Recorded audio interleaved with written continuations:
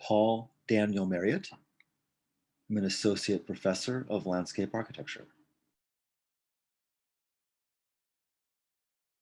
The classes I enjoy teaching to graduate students are classes that I think add a level of critical thinking, which I think is important for graduate education.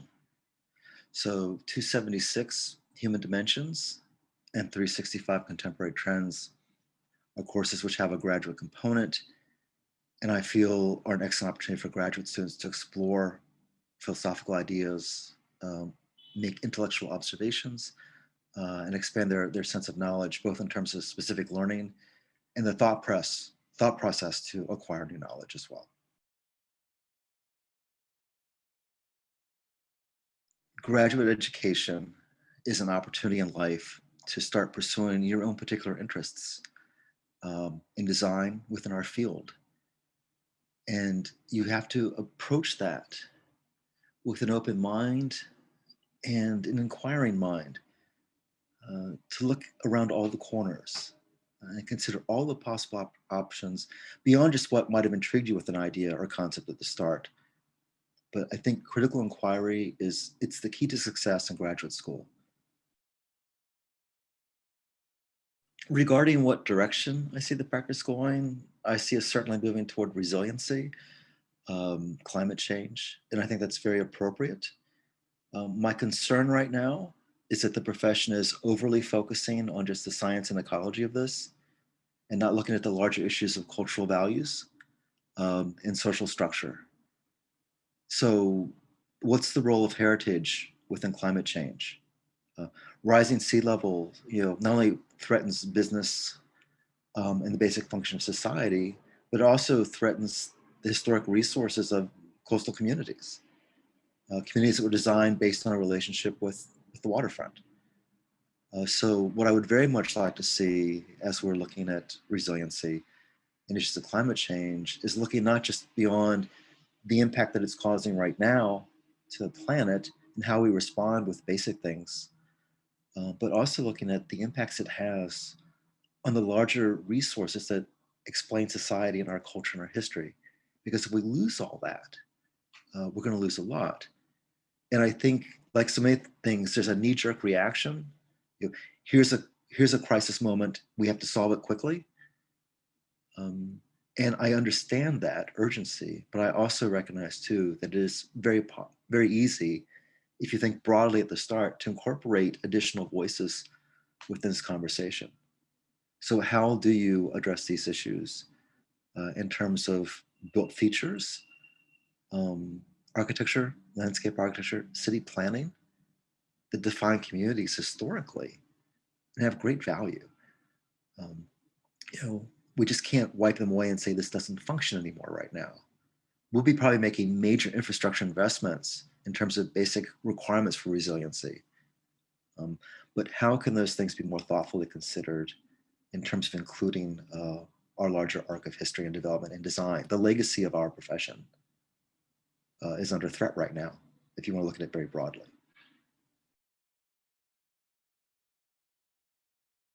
My current work right now is picking up and working to publish my PhD research, which looks at the origins of pleasure driving and the design origins of the American Parkway, which is considered one of the great contributions of American landscape architecture to the profession.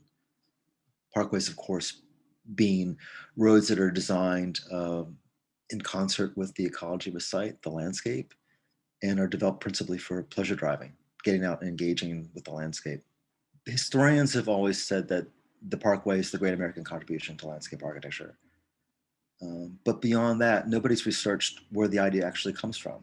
It's usually associated with the auto age because we think of parkways as routes for automobiles in the early 20th century.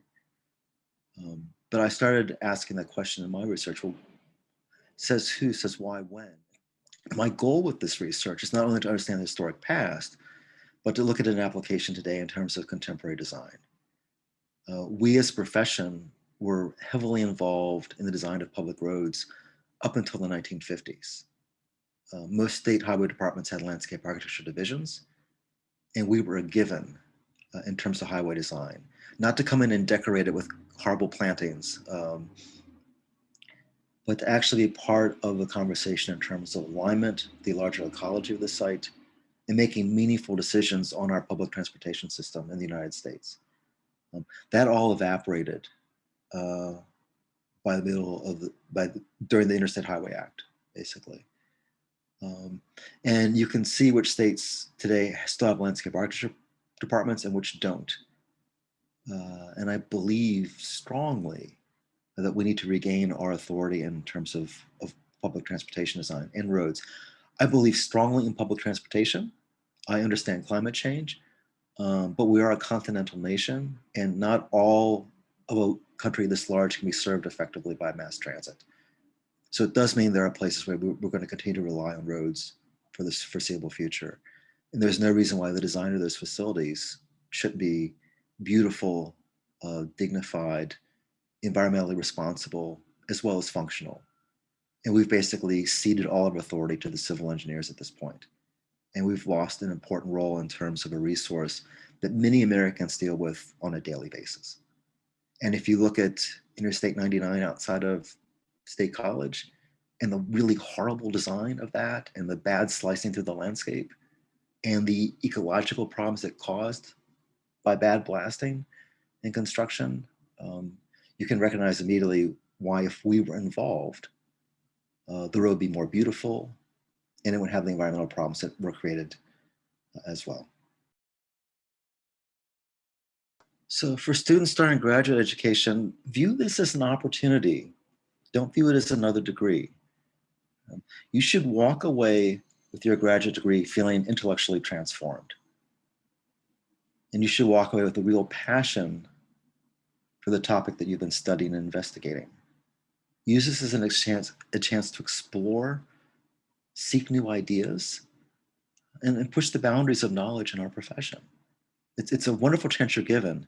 And be proactive. Recognize that as much as faculty work with you and are here to support you, we can't be aware of every aspect of your knowledge and what you're discovering and finding. So if you feel strongly about something and a faculty member says, well, maybe that's not right direction, or maybe there's another way to think about this, listen to what we're saying, but also push back and explain why you think this is important, why you think it's valuable. Because we may be missing some of the nuance. You've spent maybe weeks looking at something and you've come up with some really deep ideas. You're going to present them to us in a more limited time. So be proactive, take advantage of the education, and be a good consumer. You're a consumer at this point. In undergraduate education, we give you the basics that you need to become a good landscape architecture. In graduate education, you should be identifying the basics that are going to make you a success.